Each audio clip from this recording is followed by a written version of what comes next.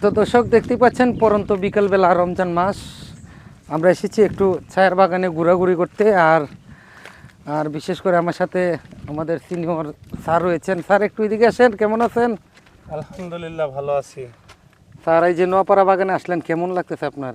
অনেক ভালো। আমরা তো এই বাগান কখনোই প্রকাশ্যে দেখি নাই, আমরা এসে দেখে অনেক ভালো লাগছে। আর আপনারা যার এরিয়ার লোক, আপনাদের অবশ্যই ভালো না লাগলে আমাদের ভালো লাগে। মানে সিলেট শহরটা আপনার কেমন লাগে? অনেক ভালো। আপনাদের দেশের বাড়ি জানি কোন জায়গায়? আমাদের দেশের বাড়ি পাবনা। পাবনা না? জি। পাবনা কি এই ধরনের চায়ের বাগান টাগান আছে এগুলো? না, কোনো কিছুই নেই। নাই চায়ের বাগান মিল নাই না? ফ্যাক্টরিও নাই, চায়ের বাগানও নাই। নাই। আসলে আপনি কোন ডিপার্টমেন্টে জানি ছিলেন, একটু পরিচয়টা দেন যারা ভিউয়ার্স আছে তারা শুনুন। আমি sergeant retired Tarikul, Bangladesh army, এই সংক্ষিপ্ত পরিচয় আমার।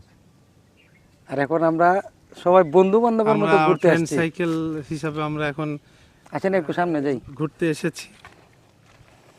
তো আসলে আমাদের যে স্যার আসলে একজন খুব ভালো মনের মানুষ, ওনার মন মানসিকতা খুবই ভালো, ভিতরে কোনো অহংকার নাই। পাবনার মানুষ যে এত ভালো হয় আসলে আমি আগে জানতাম না। সোহাগ ভাই, কি অবস্থা? আলহামদুলিল্লাহ ভালো আছেন?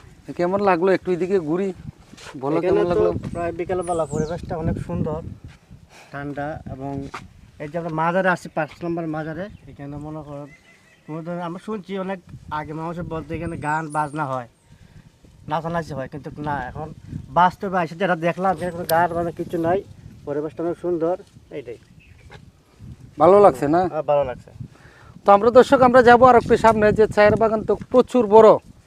আর এখন তো শুকনো মৌসুম, চায়ের গাছগুলো আসলে মরে মরে যায় অবস্থা। তারপরে যতটুকু সৌন্দর্য আছে আপনাদেরকে দেখানোর চেষ্টা করবো, সাথে থাকবেন। তার আপনাকে অসংখ্য ধন্যবাদ আমাদের সাথে আসার জন্য। ধন্যবাদ আপনাকেও।